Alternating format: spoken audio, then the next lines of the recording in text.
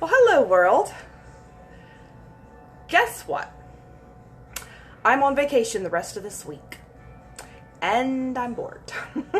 So how about we do something fun? You know, I've really had such a good time playing with Facebook Lives, something I've never done before.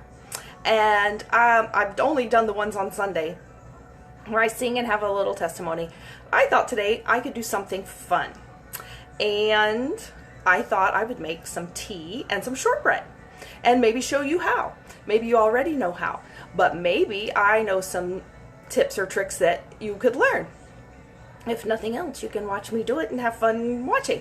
So, I had afternoon tea for the first time, probably about 2006, in a little bed and breakfast. Well, actually, it was a big bed and breakfast in Savannah, Georgia. And I thought, where has this been all of my life?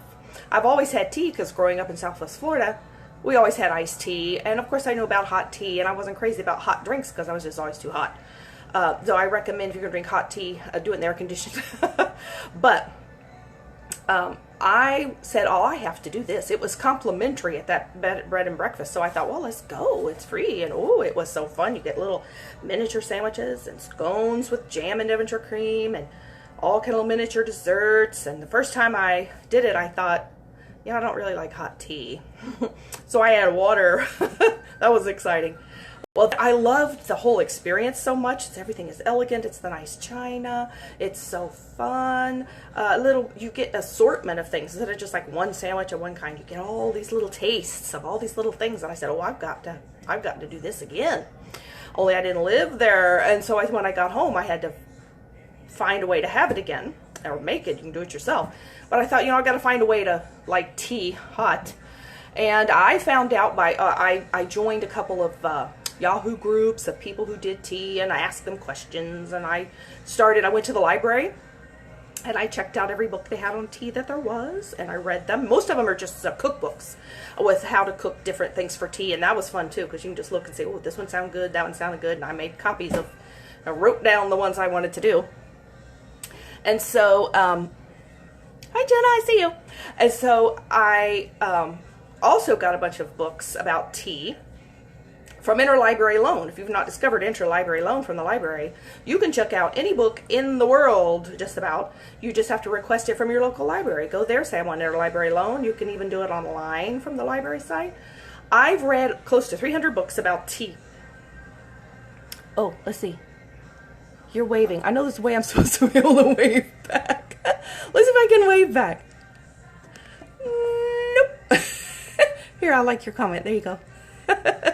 There's supposed to be a way to wave back, but I don't see it. But anyway, hi. So I found out a lot about tea, and I found out the reason I didn't like hot tea was because I wasn't brewing it right. And I didn't know there was a way to brew it exactly. Hi, Byron. This thing, oh, there's how I can wave. I didn't. There you go. I'm new at this. I'm fun. So anyway, I'm talking about tea. So I haven't done this before where I watched the comments before. It's distracting, but it's more fun. So I learned there's a science to do it. And if you don't do it right, your tea will be bitter. And that's why I didn't like it. Of course I didn't like it. It was bitter.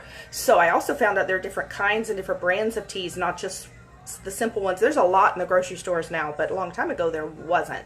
You pretty much had Lipton and Nest tea and Tetley tea. There's just a few, and I really didn't like them that much, and it was because they were being overbrewed. So I'm going to show you how to do it, but I'm also going to show you how to make shortbread, because I think that's fun. It's really good with tea. A shortbread's a cookie. It has 3 ingredients, the simplest thing you've ever made: flour, sugar, and butter. That's all. No eggs, no milk, nothing else. Flour, sugar, and butter.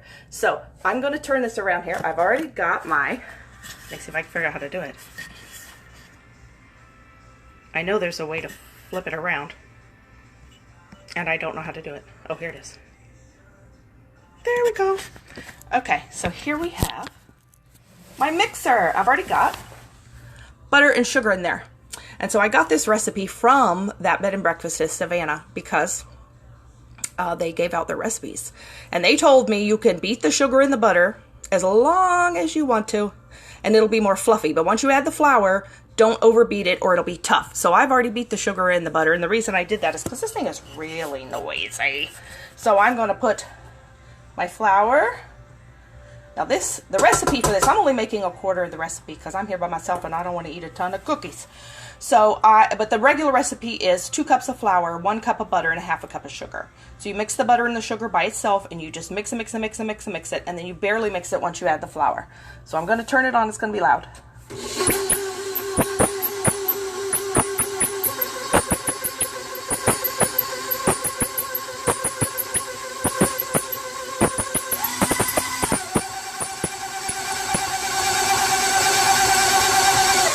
Okay, there we go.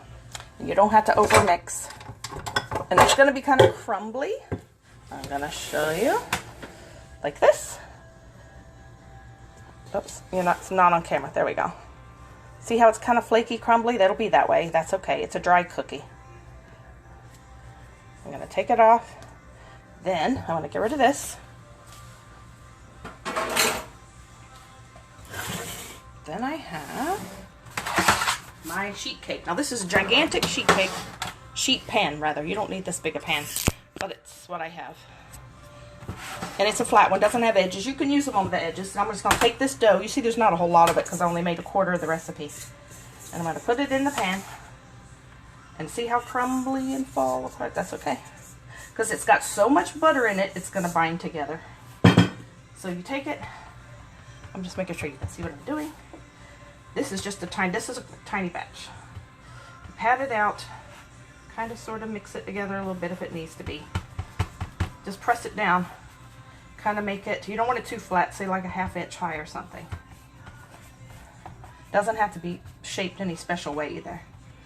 This is so simple, you don't have to do anything hardly. Okay, so then, ta-da! There you go. Let me get this off my hands.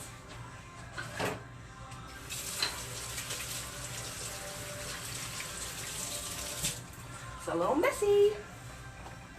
But cooking, it wouldn't be fun if it wasn't messy, right? Then you take a knife and you score it a little bit.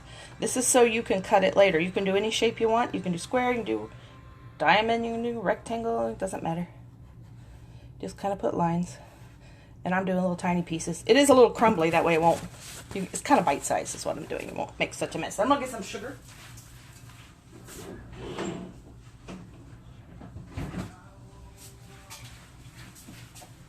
Forgot to keep that out. Okay, here we go.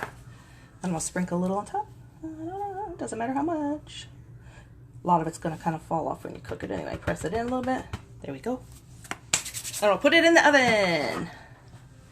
325. And they did not give me a time. They said till it's brown around the edges. That takes about 20-30 minutes. So I'm going to set 20 minutes. I'm going to check it. There we go. Okay, so then now that we got that going, now we're going to make tea. And I'm going to talk about tea. Well, let me get this